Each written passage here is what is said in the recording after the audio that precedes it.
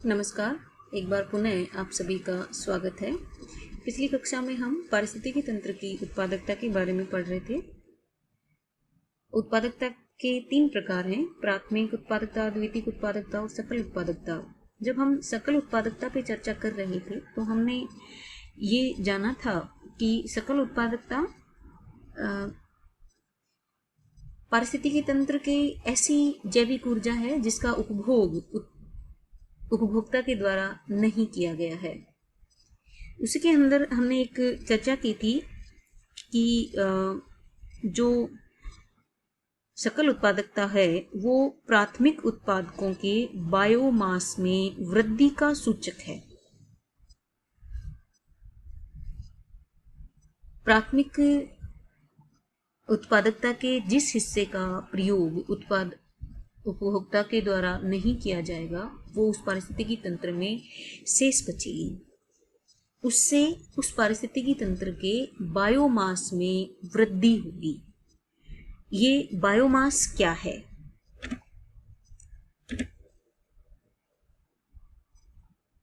Biomass को जैव पुंज कहा जाता है। यह प्रति इकाई क्षेत्र में जीवित पदार्थों के सकल भार अथवा उनकी मात्रा को बायोमास कहते हैं। इसे शुष्क भार के रूप में दर्शाया जाता है।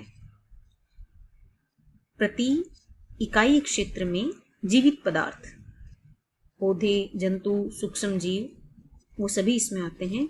उनका सकल भार या उनकी जो मात्रा है उसे हम बायोमास कहेंगे। इसे शुष्क भार के रूप में दर्शाते हैं। पादप और जो जंतु बायोमास हैं उनकी अलग अलग माप की जा सकती है।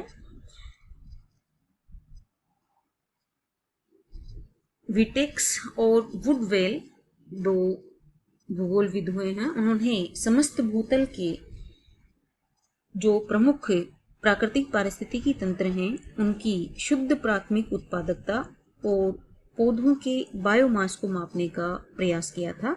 उनके अनुसार समस्त पृथ्वी की जो शुद्ध उत्पादकता है शुष्क भार के रूप में वो 320 ग्राम प्रति वर्ग मीटर प्रति वर्ष है।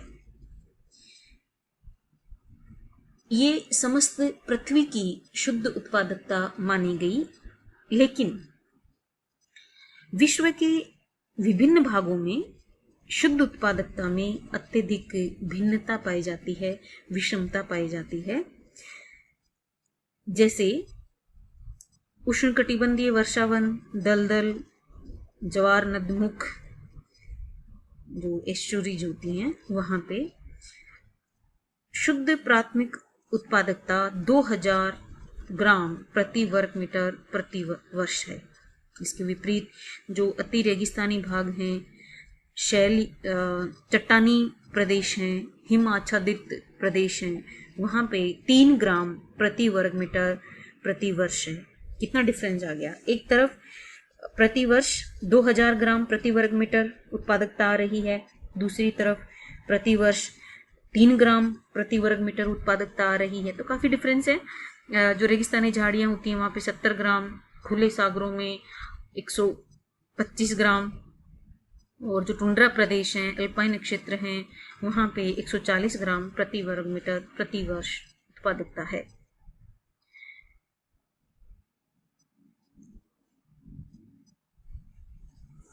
प्राकृतिक पारिस्थितिक तंत्रों की प्राथमिक उत्पादकता जो है वो सौर ऊर्जा की मात्रा पर निर्भर करती है। इस पे अपन पहले भी चर्चा कर चुके हैं।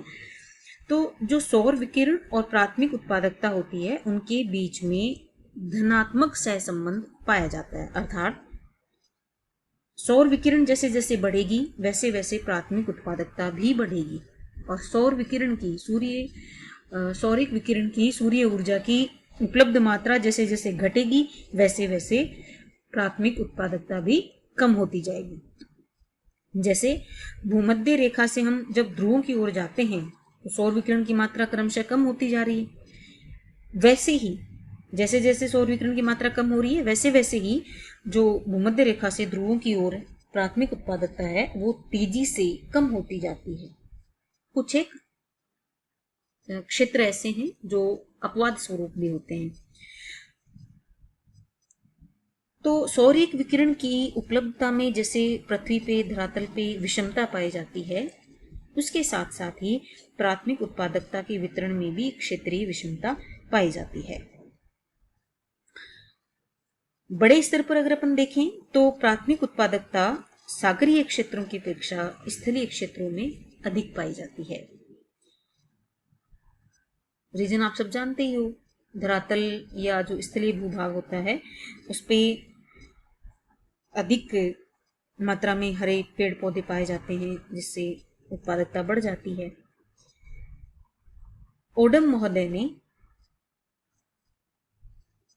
विश्व स्तर पर जो प्राथमिक उत्पादकता के प्रदेश हैं उनको 3 भागों में बांटा था। पहला है उच्च पारिस्थितिकीय उत्पादक प्रदेश, दूसरा निम्न पारिस्थितिकीय उत्पादक प्रदेश और तीसरा है मध्यम पारिस्थितिकीय उत्पादक प्रदेश। उच्च पारिस्थितिकीय उत्पादक प्रदेश कौन से हैं? इसमें जो छिछले जलीय क्षेत्र होते हैं वहां पे उष्ण और शीतोष्ण कटिबंधीय जो आर्द्र वन है वहां पे जलोढ़ मैदान जो है जहां उत्पादक मिट्टी पाई जाती है वो प्रदेश, और गहन कृषि वाले जो क्षेत्र हैं वो इसमें शामिल हैं।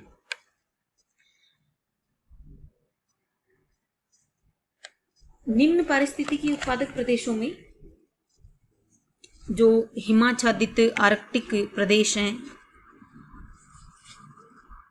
जहाँ पे वनस्पति ना के बराबर होती है, मरुस्थली भूभाग हैं, गहरे सागरीय क्षेत्र जहाँ वनस्पति या जो अपन प्राथमिक उत्पादकों की बात करते हैं वो नगण्य होते हैं, तो ऐसे प्रदेश निम्न पारिस्थितिकीय उत्पादक के अंतर्गत आते हैं। मध्यम पारिस्थितिकीय उत्पादक प्रदेशों में जो घास क्षेत्र हैं, छिछली झीलें हैं ज़्यादा गहरी नहीं, और जो विस्तृत कृषि क्षेत्र हैं वहाँ पे मध्यम पारिस्थितिकीय उत्पादकता पाई जाती है। ये थी अपनी चर्चा पारिस्थितिकीय उत्पादकता के बारे में। जैव पुंज या बायोमास के बारे में, और जो अपन विभाजन करते हैं पृथ्वी के उत्पादक क्षेत्रों का अलग अलग उनके बारे में। आज की क्लास में इतना ही, बाकी अगली क्लास में। धन्यवाद।